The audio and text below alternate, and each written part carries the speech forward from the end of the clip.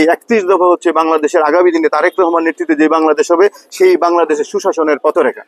আমার নাম হচ্ছে অধ্যাপক ওয়াহিদ বিন ইমতিয়াজ বকুল, মিশনারগাঁও মহিলা কলেজের রাষ্ট্রবিজ্ঞানের টিচার। আমরা আসছি আমাদের প্রিয় নেতা তারেক রহমানের যে আমাদের 31 দফা, আজকে আমাদের দফা হচ্ছে 15 নম্বর দফাটা, প্রশাসনিক সংস্কারের ক্ষেত্রে কমিটি গঠন করা। একটু দেখবেন আর প্রয়োজনে মতামত জানাবেন। এটাই নট ফাইনাল প্রোডাক্ট। আমাদের নেতার কথা হচ্ছে এটাই সবকিছু না, কেউ যদি এটার বাইরে এবং ভিতরে আরো কিছু প্রস্তাব দিতে চায় একটা সুন্দর প্রশাসন করার জন্য, সেই প্রস্তাবও মানে নেওয়া হবে। এই যে মনে করেন সরকারি কর্মকর্তা কর্মচারীগণ জনগণের সেবক, প্রভু নন। এই উপলব্ধির ভিত্তির আলোকে দেশপ্রেমে উদ্বুদ্ধ জনপ্রশাসন, পুলিশ প্রশাসন, সাথে সেবা পরিষেবা গ্রহণকারী যে সকল প্রশাসন আছে সেগুলি গড়ে তোলার লক্ষ্যে উপযুক্ত ব্যক্তিগণের সমন্বয়ে প্রশাসনিক সংস্কার কমিটি গঠনের মাধ্যমে প্রশাসন ব্যবস্থা পুনর্গঠন আমরা করব। এই ক্ষেত্রে মনে করেন 13 নম্বর দফা আছে যে প্রশাসনে যদি দুর্নীতি থেকে থাকে, দুর্নীতি হয়েছে গত 16-17 বছর আপনারা দেখেন, বালিশ কাণ্ড, মতিউর রহমানের ছাগল কাণ্ড, বড় বড় প্রজেক্ট হয়েছে, মেগা প্রজেক্ট, মেগা দুর্নীতি হয়েছে। এই দুর্নীতি দমনের জন্য আবার আমরা একটা দুর্নীতি দেখভাল করার জন্য ন্যায়পাল নিয়োগের ব্যবস্থা এবং দুর্নীতি মুক্ত, সুষ্ঠু, সুন্দর এবং একটা জনসেবামূলক প্রশাসন করার জন্য আমাদের নেতা তারেক রহমান বারবার বলে আসছে। এটা শেখ হাসিনা ফ্যাসিবাদ বিরোধী আন্দোলন যখন একদিন চরম পর্যায়ে তুঙ্গে, তখন 23 সালে উনি কথা বলেছে। আজ থেকে প্রায় 2 মাস আগে উনি এই যে রাষ্ট্র সংস্কারের কথা বলেছে। এই রাষ্ট্র মুক্তিযুদ্ধের মহান যে মুক্তিযুদ্ধের একটা চেতনা, আমাদের মুক্তিযুদ্ধ কেন আমরা করলাম, গণতন্ত্র, সাম্য, মানবিক মর্যাদা এবং ন্যায় বিচার, এই চারটা পাঁচটা প্রত্যয় এবং প্রত্যাশা নিয়ে আমরা মুক্তিযুদ্ধ করলাম। কিন্তু 1.5 দশকে আমরা স্বাধীনতার পরে বিশ্বকারী গত 1.5 দশকে এই যে ফ্যাসিবাদী হাসিনার আমলে এই প্রশাসনটা কিন্তু আপনারা কিন্তু ওইভাবে সেবা দিতে পারেননি। আপনাদের মাধ্যমে জোর করে চাপিয়ে দেওয়া এমন কিছু সিদ্ধান্ত আপনি নিতে বাধ্য হচ্ছেন যেটা জনগণের পক্ষে তো যায় না, ইভেন আপনার পক্ষেও যায় না। যেমন আপনাদের দিয়ে 14 সালে, 18 সালে, 2024 সালে একেবারে একটা ফেক নির্বাচন, সাজানো নির্বাচন, 18 সালে নির্বাচনটা 30 ডিসেম্বর হওয়ার কথা ছিল, অথচ কি হলো 29 ডিসেম্বর রাতের বেলা 50%, 60% ভোট বাক্স ভরে করে ফেলা হয়েছে। আপনাদের কিন্তু বাধ্য করা হয়েছে। আপনারা সাম্প্রতিক সময় দেখেছেন বাংলাদেশের জনমানুষের নেতা, বাংলাদেশের জনগণের নেতা, বিএনপির ভারপ্রাপ্ত চেয়ারম্যান আমাদের প্রিয় নেতা তারেক রহমান তার ভেরিফাইড ফেসবুক পেজে একটা স্ট্যাটাস দিয়েছেন।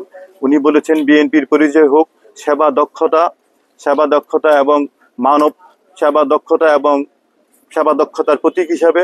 উনি আরো বলেছেন সময়ের চাহিদা অনুযায়ী এবং বিশ্বায়নের চ্যালেঞ্জ মোকাবেলার জন্য সবসময় শুরু থেকেই বিএনপি আধুনিকায়নের চেষ্টা করেছে। সেই অবস্থা থেকে আপনারা জানেন বিগত 16 বছর বাংলাদেশে যে ফ্যাসিবাদী শাসন ব্যবস্থায় ছিল, সেই শাসন ব্যবস্থা একটা নিপীড়নকারী, নির্যাতনকারী, দুর্নীতিপরায়ণ শাসন ব্যবস্থা ছিল। আমরা দেখেছি শেখ হাসিনা শুধু নিজেই দুর্নীতিবাজ না, বংশগতভাবে আওয়ামী লীগ একটি দুর্নীতিবাজ দল।